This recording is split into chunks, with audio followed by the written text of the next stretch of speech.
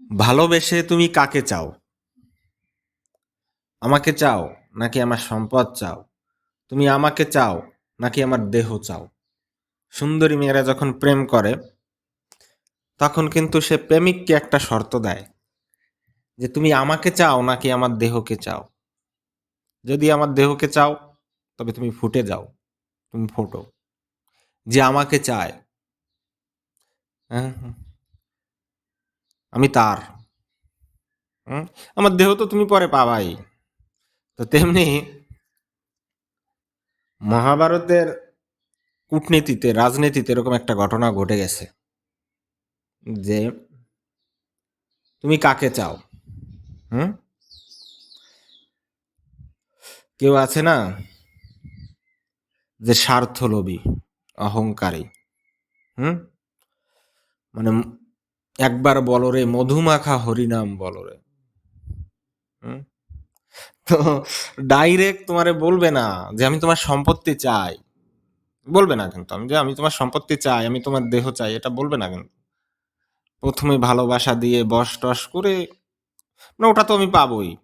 হুম, তো এরকম কূটনীতি, ডিপ্লোমেসি অফ মহাভারত। এখন শ্রীকৃষ্ণ, ভগবান শ্রীকৃষ্ণ মহাভারতের যুদ্ধে কোন পক্ষে যোগ দেবে? পাণ্ডব পক্ষে নাকি দুর্যোধনের পক্ষে? কার পক্ষে যোগ দেবে? তিনি একজনের মামা, মানে কুন্তির কি বলে অর্জুনদের আত্মীয়, আবার দুর্যোধনদেরও আত্মীয়। তিনি কোন পক্ষে যোগ দেবেন? কার কোন পক্ষটা তার যোগ দেওয়া উচিত? তোমার কি মনে হয় কোন পক্ষে যোগ দেবে সে? আবার অর্জুন তার বন্ধু, অর্জুন আবার তার বোনকে বিয়ে করেছে। সুভদ্রা হরণের কাহিনী তো জানোই। বলরামের প্রিয় শিষ্য দুর্যোধন, গদা যুদ্ধের প্রিয় শিষ্য দুর্যোধন সুভদ্রাকে বিয়ে দিতে চেয়েছিল বলরাম দুর্যোধনের সাথে রাজনৈতিক জোট গোটার জন্য। হ্যাঁ, কার পক্ষে শ্রীকৃষ্ণ যোগ দেবেন? দুর্যোধন কি করছেন? তার কাছে একজন দূত পাঠাইছে যে ভগবান শ্রীকৃষ্ণ তুমি আমার পক্ষে যোগ দাও। হ্যাঁ, দূত পাঠাইছে। এদিকে অর্জুন ও তার বন্ধু, একদিকে আত্মীয় শ্রীকৃষ্ণ, ভগবান শ্রীকৃষ্ণ তো তিনি দোটানায় পড়ে গেছেন। হুম, কুল রাখি না শ্যাম রাখি, বাতার নাকি নাকি নাং রাখি। এদিকে বাতারেও ডাকে, ওদিকে নাঙেও ডাকে। আজকে তো খবর আছে। অবস্থাটা ওরকম হয়েছে। এখন তিনি একটা চাল চাললেন। হুম, প্রতারণার ফাঁদ। যে আগে আমার কাছে আসবে আমি তাকে চাই, আমাকে যে আগে প্রপোজ করবে আমি তার। কুসুম কুসুম বয়স কিশোর। হুম, ভাগ্যে যাবে একটু পরে জামা কাপড় লইয়া। তো অবস্থাটা ওরকম। তো আমাকে যে আগে এসে বরণ করবে আমি তার। কিন্তু এই বরণের ভিতরে একটা ঝামেলা লাগাই, মানে প্যাচ আছে। প্যাচটা হলো কি, এটা বুদ্ধি করে বের করা হয়েছে যে শ্রীকৃষ্ণ তো ভগবান, তিনি তো জানেন কেবে দুর্যোধন সম্ভবতই অহংকারী। হ্যাঁ, আর পাণ্ডবরা সাধারণত ভক্তিবৎসল, তারা নম্র ভদ্র বিনয়ী। তো যাদব যাদব বংশের সন্তান শ্রীকৃষ্ণ তার মুরব্বীদের সাথে একটা প্ল্যান প্রোগ্রাম করছে, আলোচনা করে তো বলছে যে একটা রত্ন সিংহাসন বানাও। সিংহাসন মানে চেয়ার, হ্যাঁ, মণিমুক্তা খচিত, খুবই হাইলি। আর একটা ইয়ে বানাও, মানে পায়ের কাছে সামান্য একটা টুলের মতো, এটা বানাবা। আমি ঘুমাই থাকবো, এই চেয়ারটা থাকবে আমার মাথার কাছে, আর আমার পায়ের কাছে থাকবে এই টুলটা, পেড়িটা। দুর্যোধন পূর্ব নির্ধারিত ভাবেই প্ল্যান করা, যে দুর্যোধন যেহেতু রাজা, সে স্বাভাবিকত এসে ওই চেয়ারে বসবে। আর দেখো এখানে কাহিনী কি, অর্জুনকে মানে শ্রীকৃষ্ণকে প্রভাবিত করার জন্য যুধিষ্ঠির আসে নাই, কিন্তু পাঠাইছে তার বন্ধু অর্জুন রে। কাকে পাঠাইছে? অর্জুনকে পাঠাইছে, যাও তুমি তোমার বন্ধুকে ইয়া করো, আমি গেলে বড় ভাই মানে বড় হয়ে যাই। দুর্য যুধিষ্ঠির কিন্তু ধর্মপুত্র যুধিষ্ঠির নিজে আসে না, এখানে বন্ধুত্বের একটা মায়া রয়ে গেছে, অর্জুনকে পাঠাইছে। বুঝলে? অর্জুন আসছে। তো অর্জুন এসে স্বভাবতই বন্ধুর পায়ের কাছে বসবে, বন্ধুকে সেবা যত্ন করবে, ভক্তি বাৎসল্য দিয়ে, আমি তোমার সম্পত্তি চাই না, আমি তোমাকেই চাই, কিন্তু আমি ঘুরে ফিরে ওই তোমাকেই চাই, মানে ওইগুলো চাই। মানে ডানের দিয়ে খাবে না, খাবে কিন্তু ঘুরাই ফিরাই খাবে, খাবো না, জামাই প্রথম খায় না, সাদার পরে তারপরে খাবে। তো এখানে ঘটনাটাই এরকম। আর দুর্যোধন ডাইরেক্ট চেয়ে ফেলেছে আমি এটা চাই। তো ওই যে সুগার কোটেড ম্যালেরিয়ার ওষুধের মতো, যে তিতা দেখে ম্যালেরিয়া ওষুধ খাইতে চায় না কেউ, তো ওটাকে ওষুধটাকে মিষ্টিতে ডুবাই দাও যাতে ওটা মিষ্টি হয়ে যায়, সুগার কোটেড, উপরে সুগার মিষ্টি কিন্তু ভিতরে তিতা। তো দুর্যোধনের ভিতরে ইয়া ছিল না, মানে সে যেমন তেমন, তিতা তো তিতাই, মিঠা তো মিঠাই, তার ভিতরে কোনো আবরণ নাই, কোনো ছলনা নাই দুর্যোধনের ভিতরে, এই জন্য সে ডাইরেক্ট স্বর্গে গেছে। কিন্তু অর্জুন পঞ্চপাণ্ডবের ভিতরে ছলনা ছিল, এরা মুখে একরকম কাজে একরকম, এই জন্য তারা নরক দর্শন করে গেছে। দুর্যোধন মারার পরে পুষ্পবৃষ্টি হয়েছে, কিন্তু বিশ্ব মারার পরে দেবতারা তার জন্য রথ পাঠাইছে স্বর্গে নেওয়ার জন্য, কিন্তু পাণ্ডবরা কিন্তু পারে নাই, কারণ তারা ছলনায় সকল যুদ্ধ জিতেছে। তারা মুখে একরকম, মুখে মধু অন্তরে বিষ। তো এই জন্যই দুটো চেয়ার বানালো। তো শ্রীকৃষ্ণ উভয়কে এই কথাটা বলছে যে আগে এসে আমাকে বরণ করবে, এই দিন চার দিন পরে আইসা যে আমাকে আগে বরণ করবে, আমি সেইভাবে তার পক্ষে আমি যোগ দেব। দুর্যোধনের দুটো লোককে বলছে। তো শ্রীকৃষ্ণ এবার ঘুমাইয়া আছে, দুর্যোধনই আগে আসছে। কে আসছে আগে? শ্রীকৃষ্ণকে বরণ করার জন্য দুর্যোধনই আগে আসছে, দেখছো? কিন্তু তাকে প্রতারণা করে শ্রীকৃষ্ণ এবার পাণ্ডবের পক্ষে যোগ দেবে। কিভাবে? ও ভাবছে, যায় এসে দেখে যে চেয়ার আছে, পা ধোয়ার জল আছে, পদ্ম অর্ঘ্য যাকে বলে, হ্যাঁ, ওই চেয়ারের কাছে, তার মাথার কাছে যে চেয়ার আছে, মাথার কাছে এসে দুর্যোধন বসছে, বসছে আমি রাজা, আমার জন্য এই চেয়ারটা রাখছে, পা ধোয়ার জল আছে। বলছে না, শ্রীকৃষ্ণ তো বুঝে রাজার কিভাবে মূল্যায়ন করতে হয়। শ্রীকৃষ্ণ কিন্তু আগেই আসছে বরণ করতে, তাহলে স্বভাবতই এটা পাবে শ্রীকৃষ্ণই, দুর্যোধন শ্রীকৃষ্ণকে পাবে, এটাই স্বাভাবিক, কারণ সে আগেই আসছে।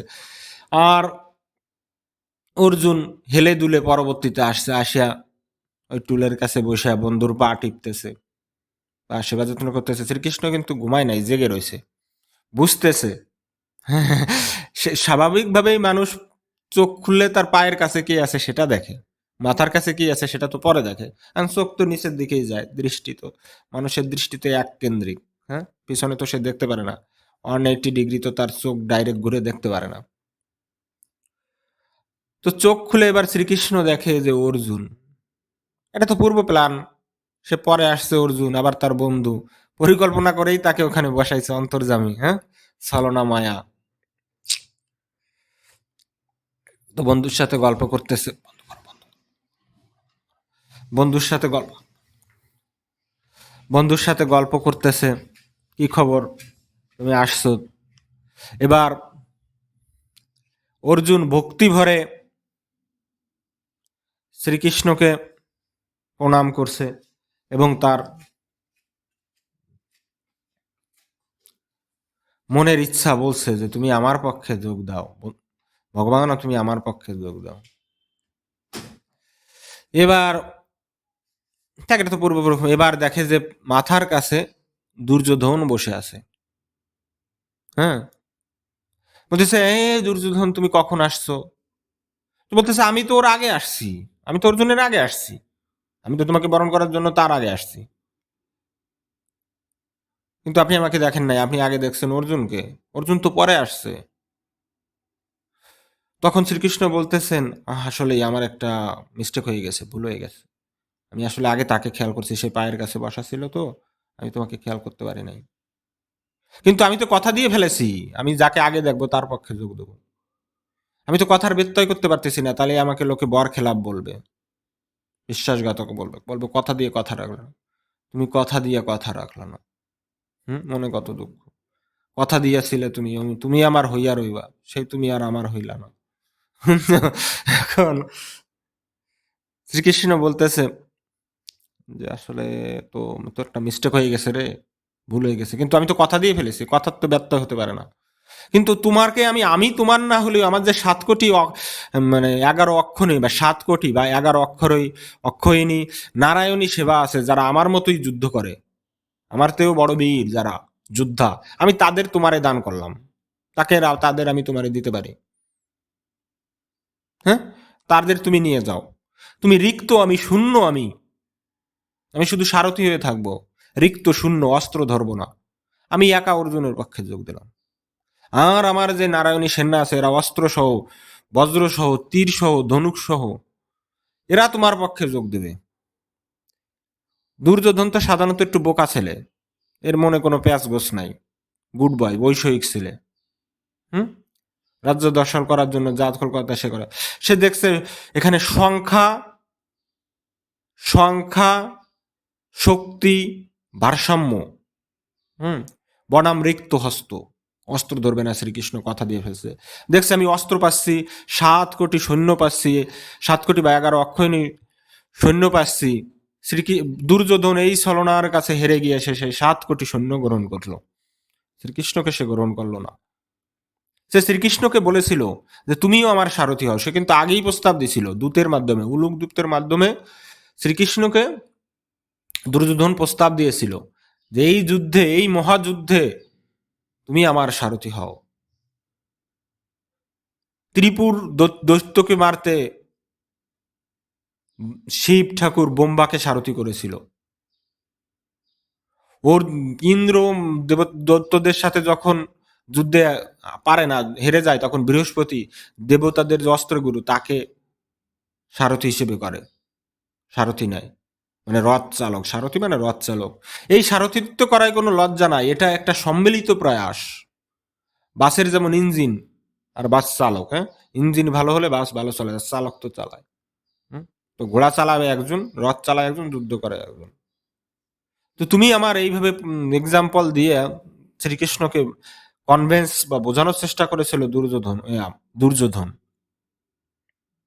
কিন্তু এই মহাভারতের তো শ্রীকৃষ্ণ তার ডিসিশন আগেই নিয়ে ফেলাইছে যে আমি পাণ্ডব পক্ষে যোগ দেবো, তুমি যত যাই করো, আমি বাতার থুয়া নাঙের সাথেই আমি বাইরে যাবো। বুঝছো, বউ তো বাগেই যাবে, স্বামী ঠেকাতেই পারবি না, কারণ তার আগে প্রেম ছিল। বুঝছো, হ্যাঁ, তো অবস্থাটা ওরকম। তো শ্রীকৃষ্ণ তো আগেই ডিসিশন নিয়ে ফেলাইছে, ভাগ্য বনাম কর্ম, পূর্ব নির্ধারিত দেবতার কর্ম। শ্রীকৃষ্ণ যোগ দিয়ে ফেললো পাণ্ডব পক্ষে, তার বন্ধুর পক্ষে। অস্ত্রহীন অবস্থায় সে অস্ত্র ধরতে পারবে না, কিন্তু ব্রেন তো আছে, সমস্ত ব্রেন দিয়ে সে অর্জুনকে পরিচালিত করবে। সে গীতার কাহিনী শোনাবে, ভক্তিযোগ শোনাবে, কর্মযোগ শোনাবে। হ্যাঁ, কৌশল, অসির সে মসিবর, সবকিছু সে অর্জুনকে দেবে। আর ব্রেনলেস ডিসিশনহীন কতগুলো নারায়ণী সেনা যোগ দিল দুর্যোধনের পক্ষে। শ্রীকৃষ্ণ যদি দুর্যোধনের পক্ষে যোগ দিত তাহলে মহাভারতের কি হতো বলতো? মহাভারতের যুদ্ধ কি হইতো? এক পাশে হয়ে যেত। একলাম দেখলাম, এলাম দিলাম দেখলাম, জয় করলাম, ভিনি ভিসি ভিডি হয়ে যেত, আলেকজান্ডার মতো। আইলাম দেখলাম জয় করলাম, এই যে সাসপেনশন, হ্যাঁ, মহাভারতের যুদ্ধে যে সাসপেনশন, বিশাল প্লটের একটা যুদ্ধ, বিশাল মহাকাব্যিক যুদ্ধ, এটা হইতো না। বুদ্ধির মারের কাছে প্রতারিত হয়ে গেলেন আমাদের প্রিয় দুর্যোধন, ভালো ছেলে দুর্যোধন। হুম, মহাভারতের রিয়েল হিরো। হুম, ঠিক আছে, উঠে পড়ো। কাজ বাজ করো। কালে ঘুমাইলে হবে। ঠিক আছে।